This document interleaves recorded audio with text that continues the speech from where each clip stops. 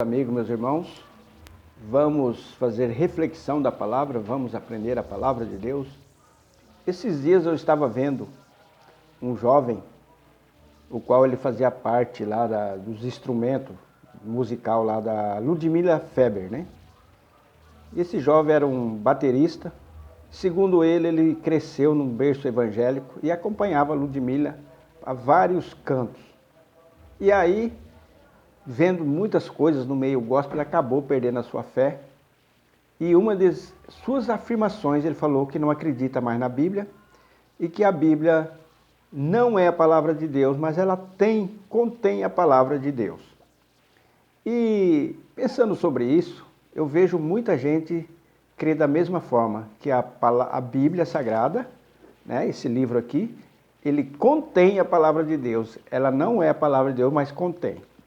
Já vi igrejas também, a Congregação Cristã no Brasil também afirma da mesma forma, que ela contém a palavra de Deus, ela não é a palavra de Deus.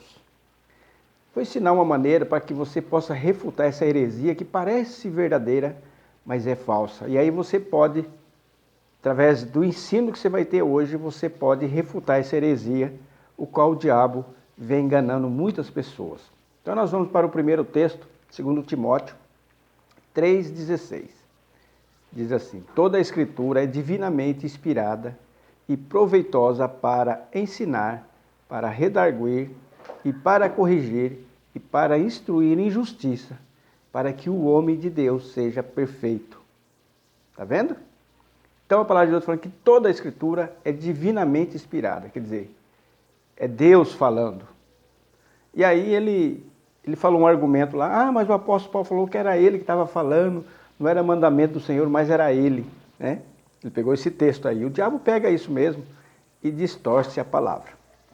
O outro texto que eu vou está em Romanos 15:4, que diz assim: porque tudo que dantes foi escrito para o nosso ensino foi escrito, para que pela paciência e consolação das Escrituras tenhamos esperança. Meus amigos, agora vamos à parte que interessa. Vocês vão entender agora. Por exemplo, vamos supor eu pego e escrevo um livro. Eu escrevo ele de capa a capa. E no livro meu, eu coloco histórias de pessoas, eu coloco conversa de pessoas, eu coloco fatos de pessoas. E aí, você pega aquele livro meu, e aí você fala assim, esse livro aqui contém palavras do Zaqueu, mas não é totalmente do Zaqueu. Vocês acham que você está certo falando isso ou não? Quem foi que narrou os fatos? Foi eu. Então, mesma coisa as Escrituras. Quem narrou os fatos? O próprio Deus. Por exemplo, os fatos que aconteceu lá no Jardim do Éden. Quem é que narrou isso aí? Foi Deus.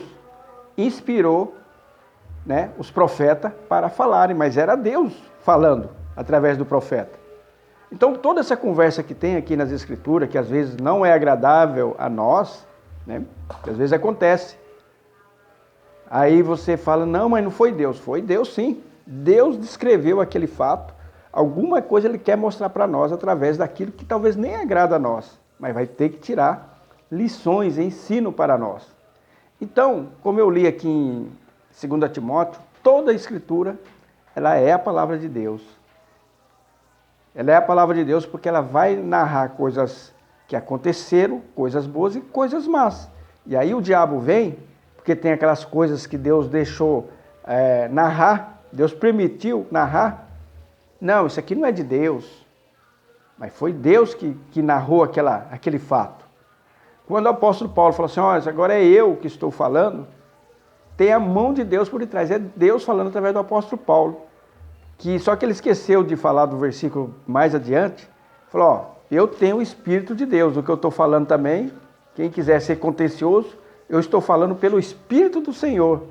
Embora ele falasse assim, olha, isso aqui não é o mandamento do Senhor, mas o meu parecer. Aí lá na frente ele fala, eu penso que eu tenho a inspiração divina. Então, quer dizer, em outras palavras, embora o apóstolo falou que era ele, mas era a palavra de Deus. Ele estava escrevendo aquilo inspirado pelo Espírito Santo de Deus. Então, não se deixe enganar, meus amigos. Quando alguém vier falar alguma coisa, e você cita esse exemplo que eu te contei do livro. Fala assim, se eu escrevesse um livro, você ia falar que só tinha umas partes que era minha, outras não? Ou todo o livro era meu? Pergunta para essa pessoa. Embora eu narro fatos de outras pessoas, eu narro a história de outra pessoa, só porque eu narrei a história de outra pessoa, não quer dizer que não sou eu, sendo que foi eu que narrei. Mesma coisa nas Escrituras. Quando Deus narra coisas ruins aqui, foi Ele que permitiu, Ele que fez com que narrasse isso aqui para nós, né?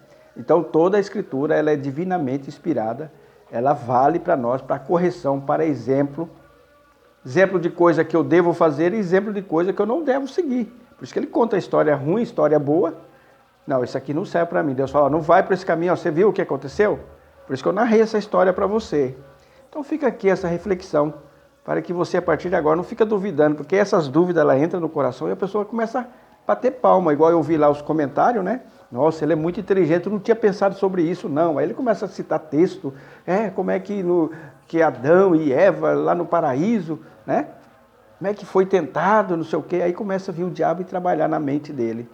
Mas se nós falarmos que isso aqui só contém a palavra de Deus, não é um livro de Deus, você já está caindo em blasfêmias, e blasfêmia daquela perigosa que pode levar você para o inferno. Que Deus possa te abençoar em nome de Jesus. Amém. E abrir a tua mente. A partir de hoje você confia cegamente. Tudo isso aqui foi Deus que escreveu para nós. Deus escreveu esse livro para nós. Entendeu? Que Deus possa te abençoar em nome de Jesus.